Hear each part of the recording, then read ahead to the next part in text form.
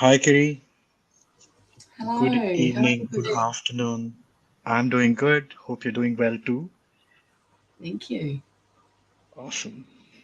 Uh, so, Kiri, the conversation today is all about emotional resilience. And uh, I know from the conversation that we have had and from uh, your bio that I've gone through, you have a corporate background in infrastructure sector, delivering and managing contracts. And after that, I heard the story about how the corporate life was so demanding and you learned a lot about work life balance and the importance of self care the hard way. Um, and after recovering from your burnout, you still you retrained yourself as a mindset coach and you set up a company, Wholehearted Action, which is all about inspiring positive change, right? And also the whole idea of this organization being uh, your passion in spreading the science and psychology based principles and techniques that help you recover and bring Mm. back joy every day, right? So uh, driven by that purpose and also with your journey in enabling and facilitating and coaching others, I think I would want to welcome you to this conversation on emotional resilience as a part of our Leaders Cafe. And uh, and yeah, and start our conversation for the day. So, how are you feeling in this space right now? And Thank you what so any much for the wonderful introduction, and it's an absolute pleasure to be here to talk about this today. Really looking forward to our conversation. awesome. Now, when I looked at emotional resilience itself, I would want to share a little bit of context of where this came from. For starters, I'd like to share that emotional resilience came around for me, during and post pandemic, where I've interacted with many participants, I've conducted coaching discussions, and also had a conversation with many business leaders. And when I've interacted with them, they've always shared their challenges in terms of managing a crisis. And while they speak about their experience, I've also heard about stories leading to them quitting a task or quitting a project, losing control of what they were doing, burnouts, which is one of the bigger challenges that we're going to talk about, and many more. While there are others who have also managed the situation beautifully and are thriving, I feel emotional resilience is the basic ability to return to a state of calm, um, either during or you know before a crisis or a negative experience that you foresee coming up. And Mm. today I would like to pick your brain on how we could build and strengthen ourselves in becoming more emotionally resilient, right? And just taking another minute there in terms of context, I've heard people tell me that uh, they're reminded of meditating only when they're in the midst of crisis and they're unable to master the skill effectively. While I think uh, mastering the skill has to happen much before, I feel emotional resilience exists in everyone and can be strengthened by just building awareness and knowledge. But is there anything more that we also need to do that we are not looking at right now? What are your thoughts? Hey, thank you so much, Vivek. That's summarized really beautifully. Um, I think you're right. As if I was to draw a parallel, imagine we have this thing in New Zealand called the Zorb, and what is this? A Mhm. large inflatable ball. And so they put a person inside this ball. It has a little water in the bottom, and then they roll it down the Yes. hill. And so you roll down the hill in it. So the way that we live today can be a little bit like riding in that ball down the hill. And there's some things that we can't change. We can't change that the ball's rolling down the hill because it's not going to stop until it runs out of steam. But what we can Yeah. control is the way that we ride down within it. And that's really what we're talking about when we talk about emotional resilience. Um, Yeah. Certainly, in terms of my own experience, yes, corporate life was hard, but without realizing it, I made it harder than it needed to be. Mm. Because at that stage, I hadn't really built my emotional resilience muscles. But of course, you don't have to wait for burnout. It is possible to actually learn this ahead of time. And it's going to be wonderful to talk through some of the techniques today. Right. Just to interject and check with you there, while you were going through the burnout, while you're in that moment, did you realize at any point in time that it was leading you to a burnout? Were you conscious? Were you aware? Were there any signs that you noticed? So burnout is a real process, and Mm. I think you miss the initial signs. So, what it feels like from the inside is that you're running low on energy, you're finding it difficult to cope with things, you stop having the joy in some things that you used to be doing. And for me, as it got closer to my sort of breaking point, there were some signs that I really should have picked up on, like I couldn't make decisions anymore. I had on my Mm. whiteboard listed out, some very simple decisions, whether to get a bus or not to transport employees to an event, whether or not to get a cabin to use as additional office room. And I just found myself unable to make those decisions. But if you ask the same question to my family and you ask the same question to my team, yes, there Mhm. were signs, and There was. everybody, everybody was saying, you must slow down, you can't keep this up. But, in the moment, you feel like there's no alternative. You feel like everything is so important that you can't possibly stop. There's no way out. And that was definitely how I felt. Yeah, and I can relate to that, right? Because uh, right now, as a leader, as a business owner, as a partner, and also as a facilitator and a coach, and also playing multiple roles in the organization, dealing or interacting with different stakeholders, I think we bring it upon ourselves and we take up that load and that pressure of wanting to deliver 100% in all scenarios. And Mm. I think emotional resilience is the art of choosing a perspective that sees challenges and setbacks as temporary and opportunities for growth, right? As you Yeah. rightly mentioned. So, how can I move forward? Fail fast, maybe. But are there any competencies that you think uh, that that are included in this whole process? Any competencies that we need to build and that you could talk Yeah, about? absolutely. So, um, the thing with, as say in the situation that you're describing, where there's a lot of commitments on you and they're all pressures that you can't remove, it's asking ourselves, what extra am I adding onto that isn't necessary? Where are we carrying some extra stuff with us? And one of those things is to be able to return to a calm state. So, we've all had that situation where we've been in a setting at work where something has triggered us emotionally, and we feel it not only emotionally, but we feel it in our bodies. And it's incredibly distracting. And Mm. we could spend a long time in those states. It's possible to spend days or weeks or months or even years in those types of states. So it's all about returning quickly to it. And one of the key competencies in that is initially is awareness of what's happening. So this is where Mm. educating ourselves, educating our teams about what's going on is really important, because as soon as we bring awareness to something, then it transforms it. We have the ability to then act on it.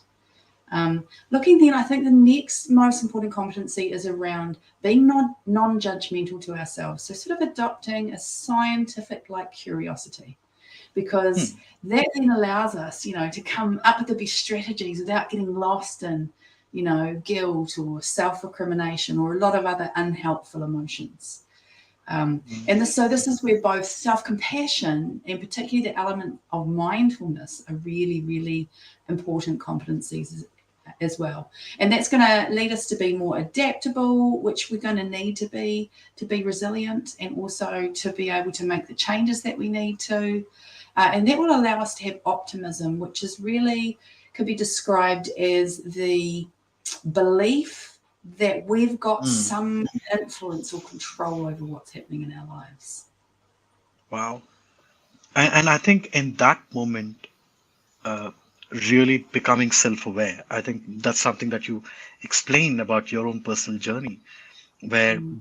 being self-aware was one of the challenges. There were signs, other people noticed it, but being self-aware is a big challenge.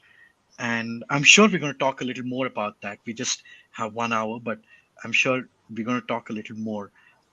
Is there anything else that we could look forward to in this conversation?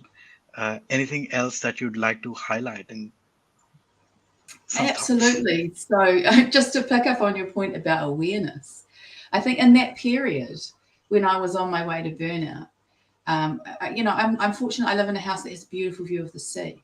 For 10 Hmm. years, I never noticed that. And for Wow. 10 years, I never noticed the birds singing because I was so much in my head, and it's very, very easy for us to get that way. I think we've only got 1 hour. We're not going to be able to cover everything. It would take a lot more workshops and sessions to be able to cover such a large subject.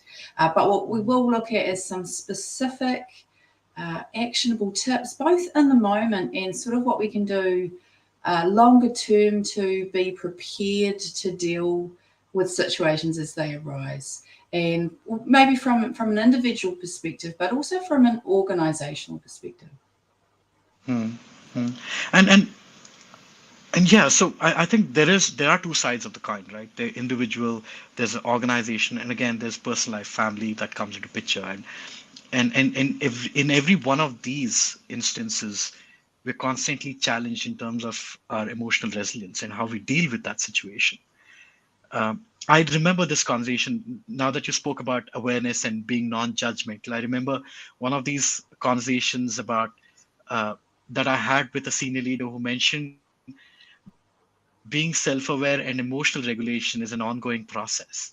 However, what's more challenging is supporting their teams while they're going through their own process. There's relationships, there's accountability, there's responsibilities that we're dealing with in terms of to our team, to our families during their turbulent times, right? So while I'm going through my own journey, I'm also working with a set of people who are going through some turbulent times. And I feel without emotional resilience, employees are at the mercy of their unconscious reactions, and so are leaders. I think that happens naturally, but is that normal?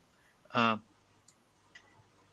Absolutely, that is part of the human condition. And one of the most important things to have awareness of is that it doesn't mean anything is wrong with us, it doesn't mean any fault in our behalf. It is part of being a human.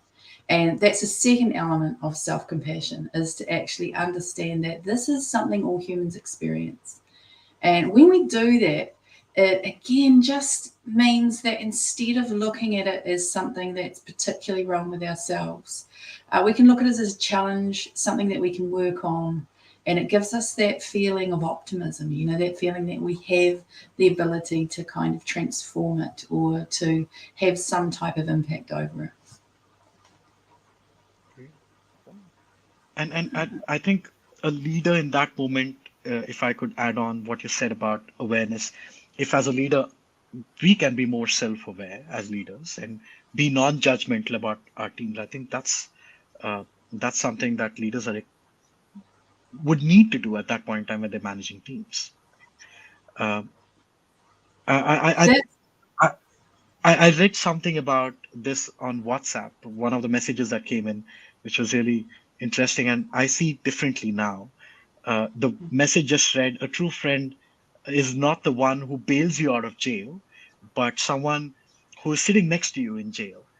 And I think that's true for the leaders that we're talking about, right? Where they need to be there, they need to be supportive, they need to be with you, help you cope with that situation. Um, but also, how does that translate into, somebody going through that burnout who needs to vent, who needs to talk to someone, who needs a sounding board? So there are two different aspects of it. One is a person who needs someone else to help deal with the burnout, and then there's other person who is helping someone else cope to deal with the burnout. Right. yeah, So are so these so expectations fair from the managers? Yeah, so it's a really huge subject, and of course it depends a lot on the situation. But what you're describing there really is empathy. So Hmm. empathy is the ability to sit in something with somebody, and not to be necessarily trying to fix the situation or solve it for them. It's not like sympathy where it's just a feeling sorry for, but it's that my desire to be with you in this moment as support for you is more important than my desire to not feel uncomfortable. Yeah. Because to sit with somebody when they're going through something is uncomfortable.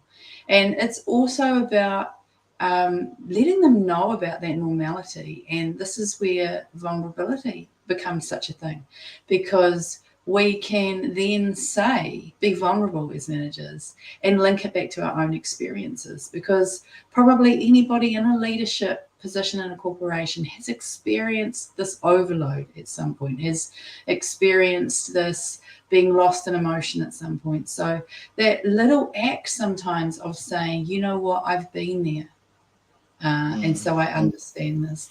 Um, that's sitting there with the person, like the friend in the jail cell that you're talking about, and it's an important aspect of it, because that really sets up the relationship that you have with the other person, to be able to then go forward and maybe look at how together you can work on resolving some of the issues.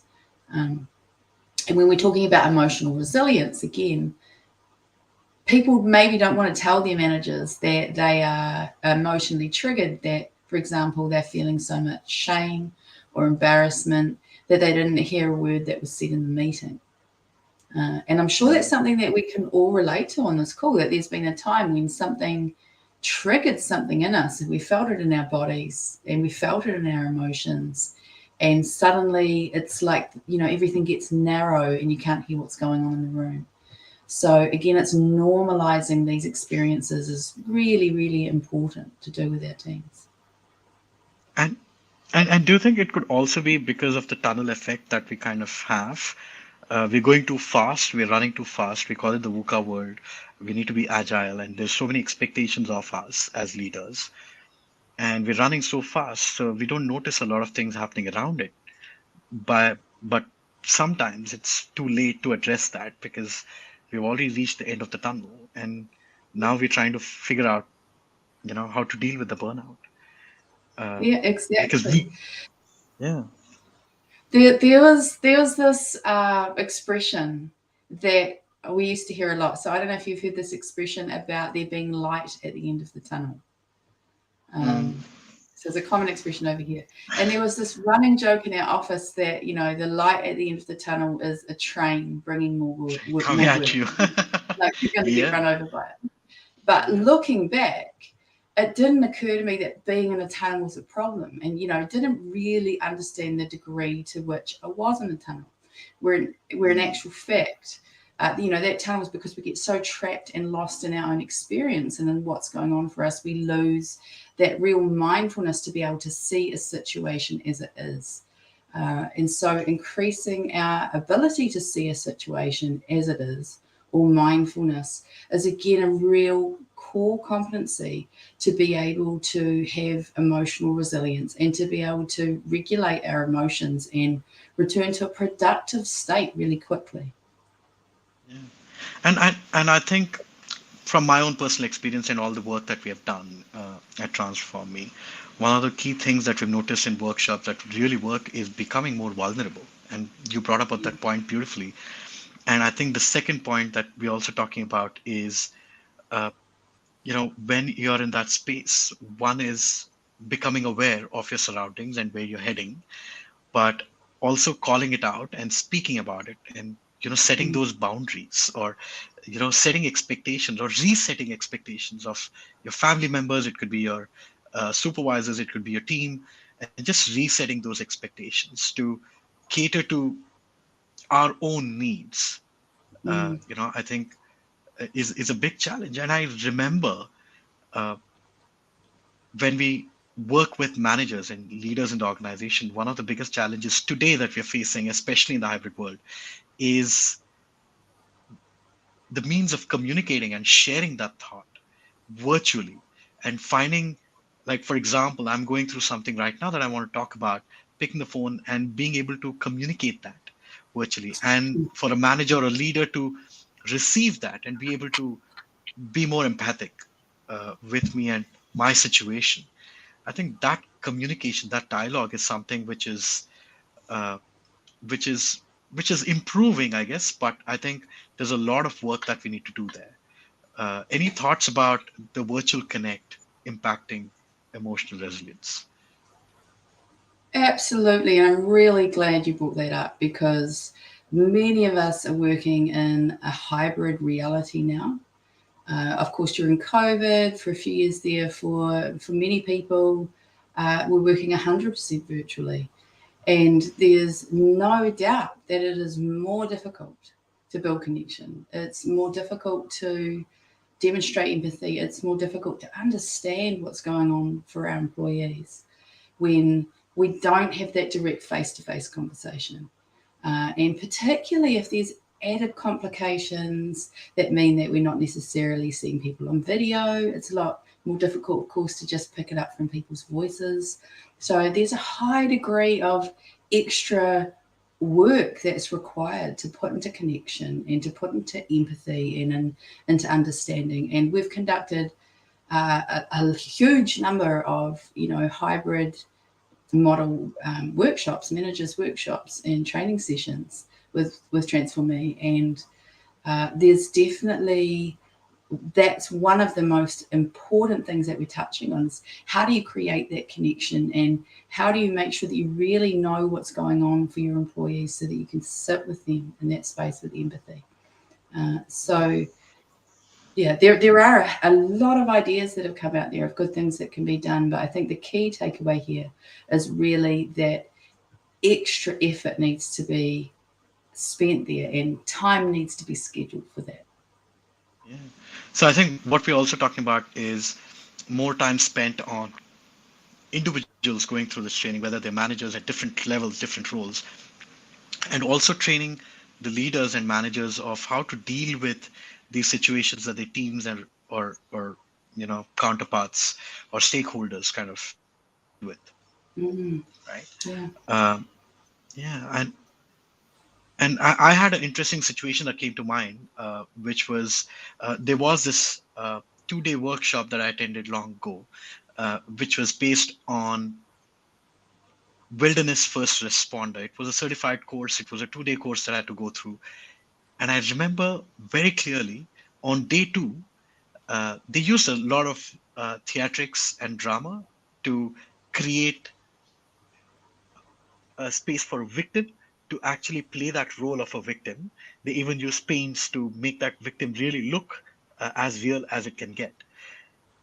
And we were not aware of that. So they had these victims sitting outside. They were given a very clear idea of what is the role they're going to play and what is the accident that they've gone through. And then after that, we were asked to go out there. We were given a number. We had to find that victim and then go through the whole process of being the first responder. And the choice very clearly there we had to make at the end of that discussion or that uh, that whole activity was: do we uh, support that person in the injury? Do we relocate the person, or do we need an immediate evacuation? Mm, And I remember walking out of the room, trying to search the victim, and I could feel my heart pacing. I could feel myself going through all these emotions, saying, "Oh my God, I hope it's not a drastic incident. I hope it's a simple scenario that I get to deal with. I hope I can follow through all of this. I hope at the end of this, the patient or victim that we're dealing with comes out of it alive." And I just can connect to that because a lot of times as leaders, that's what we get into, right? We mm, are shooting in the dark. There are a lot of unknowns. Sometimes these challenges are communicated, sometimes they're not. And you're constantly trying to figure out, how do I help the other person deal with the situation, right? So, yeah. so how do we create that space? How do we build that up for managers and leaders? So I'm really glad that you brought up training because it's one of the key areas for organisations. So there are a few different areas, but training is definitely a great start. And when we think about it, what are some of the biggest issues for organisations today? It's retaining employees within the organisation and how to keep them effective. So it's important that we offer training to accommodate that and to really help that to happen. So I think there's two sort of key types of training that we need. There's a training that every individual, every employee in the organisation needs. And I would suggest that, there's a lot of neuroscience to support this idea that let's actually let people know a little bit about how their brains work and how their bodies work, because understanding this, having awareness of that, can make a huge difference to the way that people approach situations. And again, just understanding that what they're going through is normal. So mindfulness is another part of that, and there's some incredible work done by Dr. Jha, who's just been part of this worldwide summit about resilience. And she's got a wonderful saying, which is, where you put your mind makes up your life's experience, which is absolutely true. But the research that she does, she's a neuroscientist, and the research that she does, she works with military personnel, and she works with first responders and people that are in really high stress type of situations. And she teaches them how to direct where their mind goes in order to improve cognitive functioning. And what they've discovered, which isn't a surprise to anybody, in very similar way to the way that we have to work with our muscles, is that in order to have that to draw on in a moment of stress, in a moment of triggering, it needs to be practiced regularly. And they've even come up from their research with a figure of 12 minutes per day, 5 days a week worth of practice in order to get a real clear, measurable benefit from that. So mindfulness training is another one. Probably also self-care and stress management, as well as emotional management. These are some really important trainings that organisations can provide for their individual employees. But of course, managers, it's a completely different situation, isn't it? Because as well as looking after themselves, they've got a team to look after. So this is where I think emotional intelligence training is really key. Is while it comes naturally to some, it doesn't come naturally to everybody. And even for those naturals, there's advantages to be taken through a structured approach to understanding what that means, particularly in this hybrid world where we have to make that extra effort to do things, in that virtual space. That emotional intelligence training is really vital. And then, of course, teaching our managers how to care for their teams, especially a manager who's been promoted from an individual contributor to a manager doesn't necessarily have those skills or really even understand what that role is. And a wonderful training that's become available recently is a mental health first aid. So this can actually teach a manager how to respond when their employee is in a crisis. Wow. Wow. Yeah. And So I these are think just that's really necessary. Yeah. The mental health first aid. I think, and I remember having this conversation earlier with you where you said, when a person is going through any physical, uh, challenges, or probably anything that you can see a person going through in terms of being a bruise or anything else, you can really address that. But mental health is something that you can't even see, you can't even notice. And a lot of people have become experts in masking that. And yes. you may not even get a whiff of it, all through the time that you spent with them. Um, but I've also seen a lot of leaders have spent a lot of time together, but still unable to get their teams to open up and talk.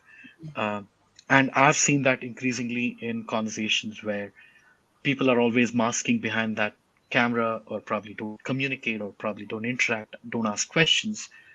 Uh, what do you think could be certain changes that organizations could make?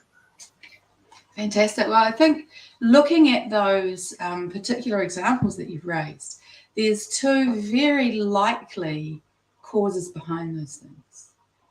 So one is fear, afraid of an outcome, afraid of exposure, afraid of looking silly, afraid of their jobs. And the other is shame. Ashamed that I'm experiencing this. I don't want other people to see me this way. I don't want to see myself this way. So it's really important that organisations recognise this and build safety networks. And one of the best ways to do that in organisations, and particularly in the hybrid world, is to sort of formalise or validate, if you like, connection time.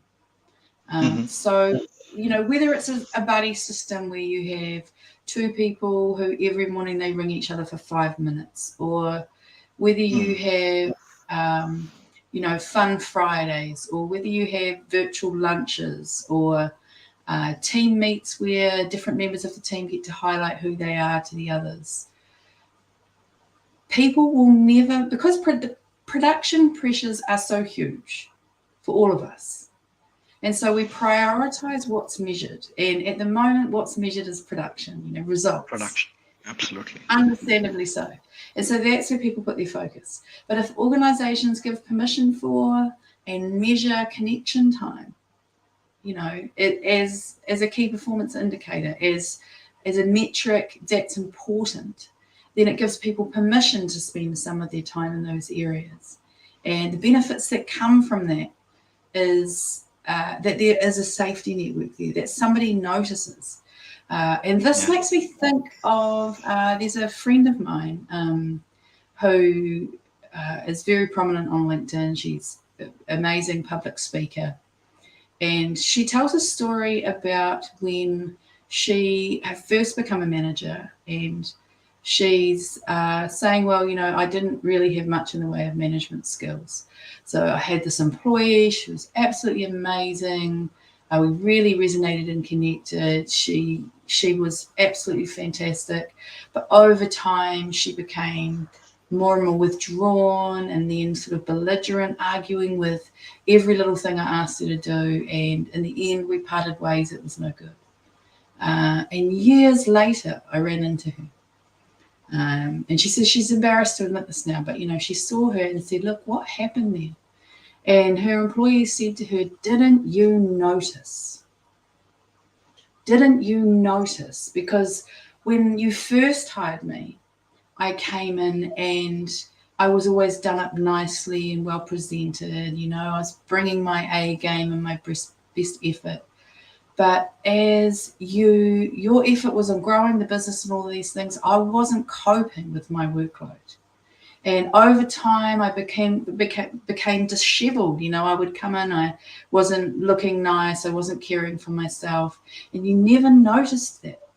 So, of course, in time I became bitter. So my point to this story is that building connections, having someone who will notice, paying attention to our employees is so important for organizations to get right. And this is something we need to be communicating to our managers and to our leaders within our organizations. Yeah. And that's a great example of how we can miss something as easily by just not noticing certain changes, behavioral changes, or even even the change in the way they dress and they come across in conversations, and the way they challenge you, or probably they withdraw. And noticing those changes are extremely critical and important. And I've noticed in my conversations with clients and stakeholders, and even within my own team, there are a lot of shifts which happen on a day-to-day basis. And sometimes I think it's challenging because sometimes we only have a video conference and video call, and me looking at a person and their expressions change on a call, and probably catching that and asking them, hey, you look a little low today, is everything okay? And just following that through is so critical. And sometimes if that's not done right at that moment in the here and now, I think we've lost that opportunity to bring the person back or reconnect with that person. And that becomes, I feel, extremely critical in conversations. But But tell me this: how can we increase emotional resilience? As in, what you did speak about the mental health, first aid, and going through these sessions for managers and leaders. But in that moment, or probably in a long-term perspective, or how do you deal with and develop or build your emotional resilience? Because that's a constant challenge. And some of the things that I've addressed in the past is, as a neuroscience practitioner, I do understand your brain. It's a certain way that it's designed, and there are different pathways or patterns that you know you go through in terms of your thinking. Now, each one has a different pattern, and there can be multiple combinations of these patterns. But that explains the biology, and we all have the knowledge, and we all understand this. But I think more from in that moment, more from a long-term perspective, how do you really implement this? What do you do? I think that's the larger question. Great. So there's, like we spoke about before, there's really two elements. There's the in the moment first aid, and Hmm. then there's the long term. So if I'm to start with the in the moment things, the first aid, the sticky plasters, Hmm. there are some techniques. They're probably quite well known, but very simple things can be very effective as long as we do them. The key thing is doing them in the moment. So these Yeah. work better when supported with the long term. And I'll give an example of this. Let's say that one day there's an accident and a heavy piece of equipment has fallen on a person and you need to lift it off. Now, in the moment, you're going to get a burst of adrenaline, you can lift it. But who is going to be more likely to be able to be successful in that moment? The person who lifts weights every morning, or the Yeah. person who has never lifted weights in their life? Who's probably going to be more Obviously, effective? the Yeah, one who's practiced, one who has lifted weights. exactly. Yeah. Yeah. So I'll give some first aid techniques, but just to set the context that these are most effective when we are building up the strength, when we're building up those muscles, and we're building up those skills. So first of all, there's the break and breathe technique. So that is literally just to sort of take a moment, as we say, and then Mhm. you can either just, depending on the setting, take a deep breath, literally just focus on one in and out breath. Or there are other techniques that you can use to calming. And one of my favorite is box breathing. So this is where your eyes find any square object in the room. It could Mhm. be a notice on the wall or the screen that you're looking at. No one will even notice that you're doing it. And so Mhm. you simply, as you're going up one, you breathe to the count of 4. As you're going, your eyes go across it, you hold for the count of 4. As you come down it, you breathe out, and as you go across again, you hold your breath. And your lips don't have to move. It's very hard for people to tell that you're doing this, but this has a very soothing effect on the nervous system. And it Mhm. helps. So, just to give it a neuroscience sort of context, when we are not in a calm emotional state, it's likely that the old part of our brain, also known as the limbic system, is being activated. And very commonly, people know this is the flight, fight. I'm missing one there. Freeze, fight, flight, and Freeze. freeze. There Yeah. you go. See, I was Yeah. demonstrating the You freeze. flight, fight, Yeah. freeze uh, Yeah. response. So when, of course, that's activated, the connection with our frontal cortex is interrupted. So we don't have access to those higher regions of functioning that we would normally have. So an exercise like the box breathing, or one of the many other ones, gives a chance to sort of reset and regain contact with that part of ourselves that can reason and Mm. apply logic and be conscious about it. So that being said, And if anything I that interrupts. Oh, please come in. if I can just interject and reiterate what you just mentioned, I think going back to something which is about building up those muscles even before you have to lift some weights. Uh, I think what we need to do is, even if this box breathing technique or any of the techniques that you're talking about, practice it even when it's not required outside of the crisis situation, right? uh, Build that in your mind. So I just want to get that right. Saying build that outside, keep practicing the technique. So probably there's a situation which demands for you to do it. It'll come to you more naturally. Have I got that right? Absolutely got that right. So these techniques, all of these techniques work best when we've practiced them outside of the situation. Think of the example of a fire drill. Every organization does at least a fire drill where they sound an alarm and employees will exit the building and follow the procedures, and they know what to do. It's not a conscious sort of a thought because you've practiced it and when you didn't need it. And these are exactly the same. The power, of course, is if you practice these and you don't need them, then they're there to draw on in the moment. Absolutely. So, again, in terms, and of course, even though these are first aid techniques, again, these are things which, like you said, do need to be practiced. So, any type of interrupting practice, interrupting pattern. So, when we get swept away with thoughts, we get swept off on, oh my God, I can't believe that happened, or, whatever it is. We need something to snap us out of it. So, for some people, it could be as simple as standing up, shifting position. Those sorts of shifts with our bodies make a huge difference. It could be taking a drink of water. It could be counting to 10 under our breath. So it could be holding, doing something physical that can help shift it. And again, like you said, if this is something that we've practiced in the past, so if it's something that we do when we're at home on our own and we need a break, we'll do something like this and walk off, that's going to anchor that shift to that action. So we can create these things for ourselves. And before we get more into some of the other more long-term things, two more things that we can do in the moment. And one is, if our thoughts are going down a particular track and it's leading us to not be calm, one of the ways that we can return to a calm state in the moment is by challenging that thought and asking ourselves something like, is this actually true? And I'm sure we can all relate to an example where there's somebody in our lives that we're a little bit angry with, and we might be thinking, calling them names in our minds and saying they are just insert your word of choice here. Those are the moments to ask ourselves, is it actually true? What is really happening here? So challenging our thoughts is powerful.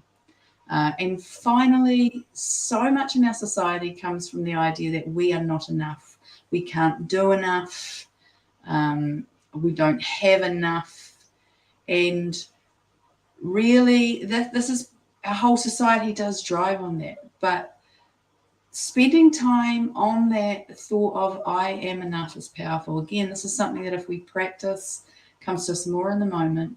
But of just accepting that, hey, whether I do well today, whether I don't do well, whether I achieve my target, whether I don't achieve my target, I am enough. I'm not saying targets are not important. I'm saying that without that pressure, we're more likely to achieve them.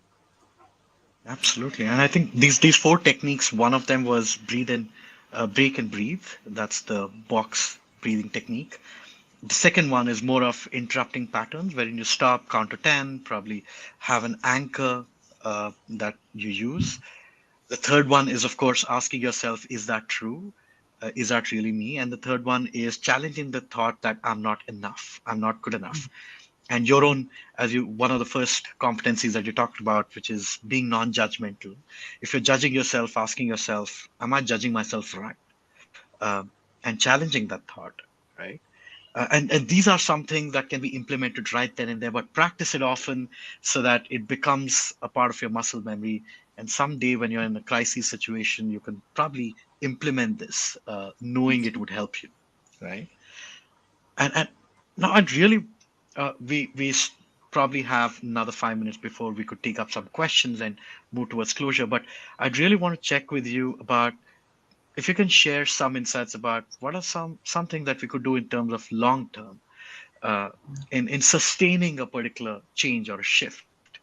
because I remember this example that I thought about where you're in the sea and there are wave after wave that's hitting you, and you are unable to come back up to take a breath.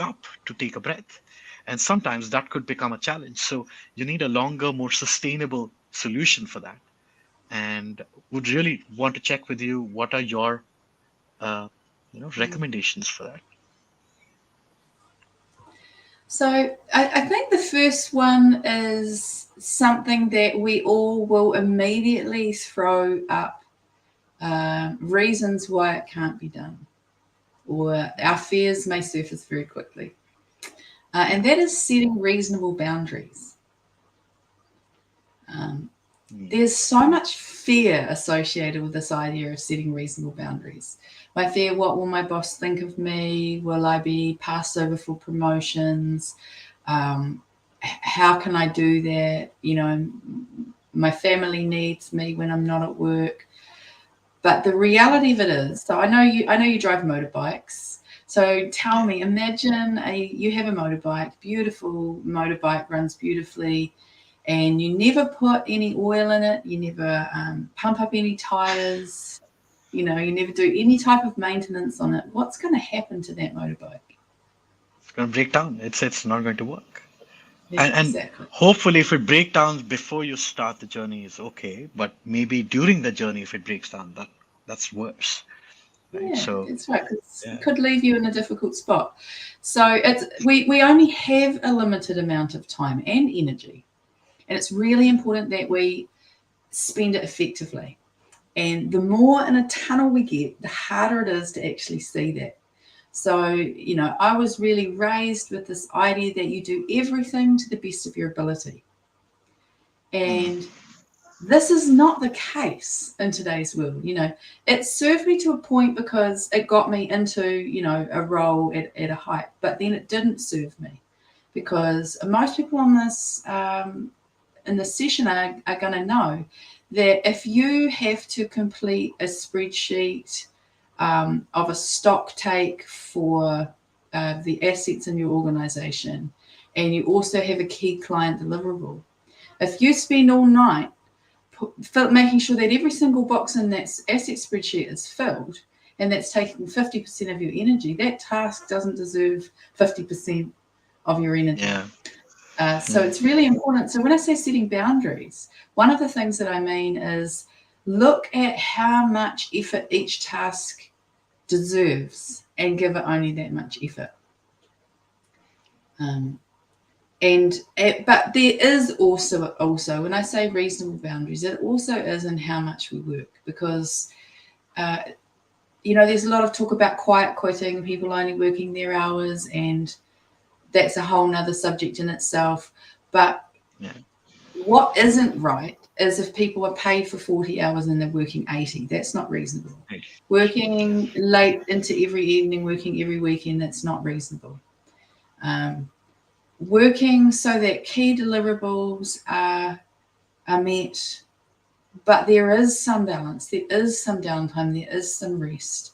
That's sustainable, and it only happens through creating boundaries. And it can be terrifying, but I've coached some very senior women professionals who were worried about putting some of these boundaries in place, but they found when they did that people respected them, is about in terms of availability of hours. And I'm conscious about time, so I also just want to mention there's self-care as part of those boundaries. So it's really important that we actually schedule those rest and hobby times, and schedule time to just be. So the brain needs periods where it's yeah, not doing, it has time to be, because then it can consolidate, and it's almost like what happens in sleep. The brain can actually process what's going on and allow us to move in, and that frees up a lot of resources. brilliant. And so what we're saying basically is, one, in short term, practice these techniques that you could do proactively, and when you are in a situation, you could probably implement them. And from a long term perspective, uh, identify some of these patterns that you commonly fall into, and set reasonable boundaries of what is okay and what is not, and try to overcome that fear of introducing those boundaries into relationships. Right? And I think that also comes from your own way of managing these expectations with different people that you interact with, and telling them what you're okay with and what you're not. Right. Um, So thank you, Kiri, for all those insights, and I'm sure there are many takeaways from this conversation. However, in the interest of time, we have 10 more minutes, and I think we have some time for some of the questions from the audience too, if there are any. And I would like to just check on, uh, you know, I'm just looking at uh, identifying if there's any questions from the audience, some of the things that people would want to associate. There are a lot of people reiterating perspectives of, you know, uh, counting 1 to 10, and, building that, or having that negative, challenging that negative chatter, uh, and overcoming that negative perspective and thoughts, and learning to identify your emotions. So there are a lot of these messages coming in. And uh, just going towards closure, would like to check with you. Is there anything in specific that you would recommend for leaders, uh, who are building or changing these organizational cultures, or relooking at the cultures within their organization, and trying to check uh, how is it that we can move forward, keeping in mind the post-COVID scenarios of the hybrid world? Emotional resilience is a challenge, and this could become more of a challenge as we go on. So, anything, and because you've also conducted many workshops on the hybrid world, are there any specific suggestions, recommendations you would give us specifically from a hybrid perspective? Yeah, I think from the hybrid perspective, I touched before on the importance of making sure that we formalize the opportunity and the permission to have those connects, Hmm. regular connections so that people feel empowered to do that. I spoke about the safety networks. I think another thing is having a flexible working policy that really caters to your employees. So, Hmm. I've seen some incredible ones in some of the organizations that I've worked with, because there's far more than just whether you're hybrid located or not to consider. There's also, you know, it has to work with people's lives. So by Yeah. having a policy that really gives proper flexibility, so that there's consideration given. People can look at a document and say, oh, well, if I need to work different hours, or if I need to work a different day structure, I can ask that. That empowers them. So Mhm. there's, a lot of things like that organizations can do to make that safe space for employees to talk to them. But again, I think providing the right training to managers is absolutely essential. Having those policies that are really clear and understood by employees is, again, really critical to being able to create that culture of empathy and trust that we really need to be able to survive in the hybrid world. Yeah, that's a whole new shift that we're going through in terms of culture, in terms of workplace culture, in terms of uh, in terms of everything that we knew pre-COVID. And one of the phrases that I normally use in conversations with managers and leaders, especially in the hybrid world, is hyper customization is something that we need to start doing or start coping with.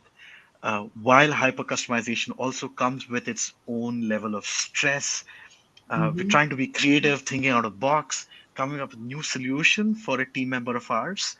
Uh, I think I think there is still value in doing that, because it really helps you connect with your team. It helps you create an opportunity for them, and really understand what is the space they are in. So Mm-hmm. brilliant. I think that's been some great conversation. Discussing this with you, and with your expertise in emotional resilience and the wholehearted action. I think there's some great perspectives shared. So anything that you'd want to give the audience before we take leave? Anything that you'd want to recommend that they do or practice, something that you would want to probably leave them with? Absolutely. So, in terms of organisations, I think a real thing to consider is to create a focus group from your subject matter experts. So, Hmm. get a selection of managers, get a selection of individual employers, and create a forum where people can discuss the hybrid issues, the connection issues, the emotional resilience issues that are going on in their organisation, just like you would with a health and safety committee. It doesn't have to Right. be an ongoing thing, but really, in all of the many, many conversations I've had with senior leaders on this hybrid topic, they have a wealth of information, a wealth of ideas, and it's important that organisations listen to that. And in terms of personally, what we can do is really comes down to developing our awareness. So, a simple mindfulness practice where you spend 12 minutes a day just either paying attention to your breath or paying attention to something like sounds in your environment. And because the human mind will always wander when it does, just knowing that that's normal and bringing your focus back onto whatever you've selected to be doing is proven by neuroscience to be incredibly beneficial in both emotional resilience and cognitive functioning. So that would be my big takeaway. Awesome. Thank you so much for that. And I think one of the situations that I remembered is a video by Drew Dudley on lollipop moments. And what he speaks about is whenever you find somebody doing something, acknowledge them, highlight that to them, acknowledge them, and appreciate them for it, and tell them what is it that they did that really positively impacted you. And calling that out right there, one, increases your conscious awareness about people around you and the environment. And second, it also gives you an opportunity to really build that connect or relationship with that individual, uh, and also bring in a positive, perspective to what you noticed and what you appreciate about them. I think you're also giving Mm. out a positive energy to the other person. So on that Yeah, note, yeah, sorry, you, I yeah, was just going to say, so that's beautiful because people remember who connected with them, and that's something we talk about a lot through managing sensitive conversations course that we do, is that there's nothing that compares with showing a genuine interest in people, with actually connecting with them. People remember that, absolutely. and they will be. Not only does it create an environment of trust, but they'll be loyal to you to the end of days if you really make those moments of connection. Yeah. Yeah, so true. And these connects are so critical. These conversations are so critical. Kind of creating a ritual, as you earlier said, to have these conversations and even plan time to kind of meet up. And probably you don't have anything that you want to vent or complain about, but you want to just appreciate, acknowledge each other for the last week. Creating a ritual around that, having these. Uh, was at water cooler discussions, Yeah. on a weekly basis, and really calling things out about where am I, what's my emotional state of being, and really being acknowledged for that, and uh, having a session where we can share that information and being received also, uh, without any negative thoughts or negative perspective. I think Mm. that's such a beautiful space to create, and it's much needed in this virtual world that we live in today. So thank you, Kiri, for helping us or talking to us about emotional resilience and sharing this abundant amount of information about how we could work through it. So I hope a lot of people benefited from this conversation, and uh, probably we'll have more such conversations in future. So once again, thank you so much for your time. Thank you so much for having me. It's been an absolute pleasure having this discussion with you and being part of Transform Me in general. Uh, it's just absolutely wonderful. So thank you again for having me. Beautiful. Thank you, Kiri. Take care. Have a good weekend. You too. Enjoy and get some rest time. Thank you. Cheers.